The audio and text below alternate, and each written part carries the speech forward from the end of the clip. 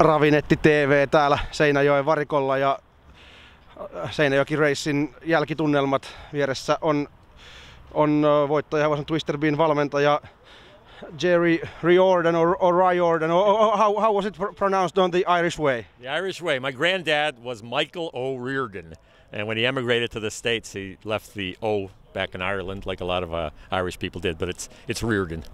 Okay, you're a born U.S. citizen, and you made quite a career already in the States. Then you were to Italy for a while, and now you're in Sweden as a trainer.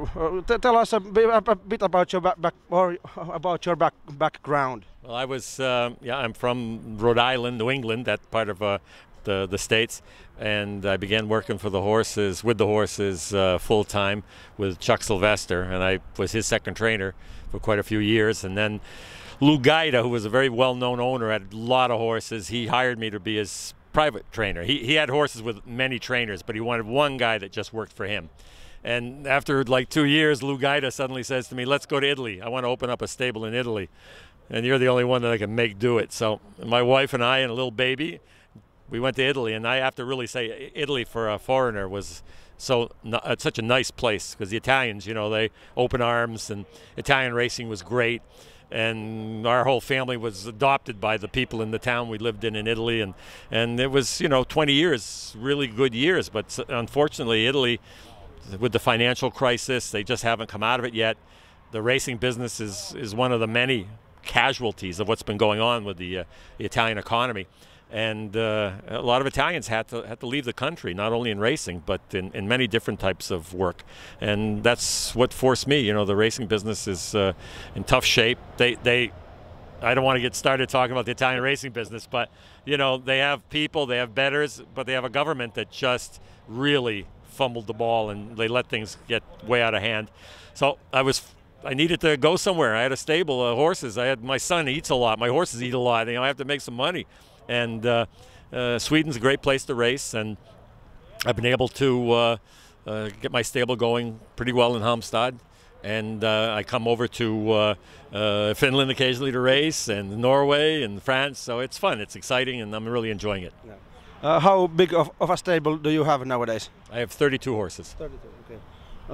And Twister B, the hero of today, what can you tell about the horse? He's a 5-year-old. You said that you have had him in your stable for 1.5 years now. Yeah, he came up from Naples, and very nice people owned him and had him there and trained him. And he was a horse like a lot of the Varens. He was just very, very aggressive, but he has very, very good breeding. And that comes out in them sooner or later. It comes out in them, and he really enjoys the type of racing we have here in Scandinavia. It's really helped him mentally.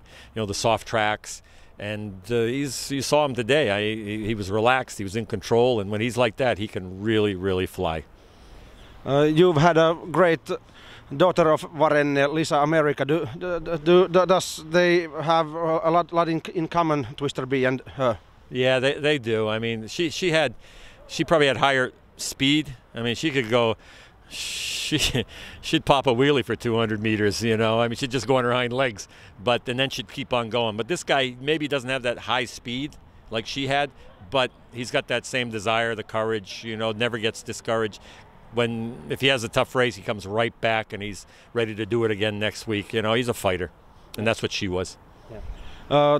Twister B got to the lead today. How confident were you about victory after that? Yeah, I was very confident. When he was a little bit younger, sometimes he'd get too nervous on the front. He'd want to pull, and he'd lose so much energy. But when the horse has a good brain, that's 2 seconds in the hand, and that's the way he is now. He's really seems like he's starting to understand his job now. Okay. You got invited to Finlandia Ajo, which is in 2 weeks in Vermo, and if I understood right, you are coming to Vermo. Yeah, that's the plan right now. Hopefully we'll bring a few other horses too. And we're very happy to come to Helsinki. I mean, these races, they're part of trotting history, to be able to participate in them. It's very gratifying. I I was born without any money. I'm going to probably go out of this world without any money. So I really enjoy, going these races, having fun, and meeting a lot of people, and just being around people that appreciate good horses. You have a bit of history with Finland before. Also, you've had many grooms from Finland, and Lisa America stayed a while in Finland with her groom. How would you describe Finns and Finland? Yeah, that was my number one all-time, Pia Kangas. She was with me off and on for 15 years. I mean, she just was like her extra sensory perception for horses was unbelievable, which is something. I mean, you can talk to all the Swedish trainers, and they'll tell you when you have a good Finnish groom, there's nothing like them. I mean, they feel the horses at a whole different level than anybody else does, and they're workers. You know, maybe they won't talk to you for 2 or 3 days, but that's okay. They really feel their horses, and you know, Pia with so many good horses I had, she made the difference.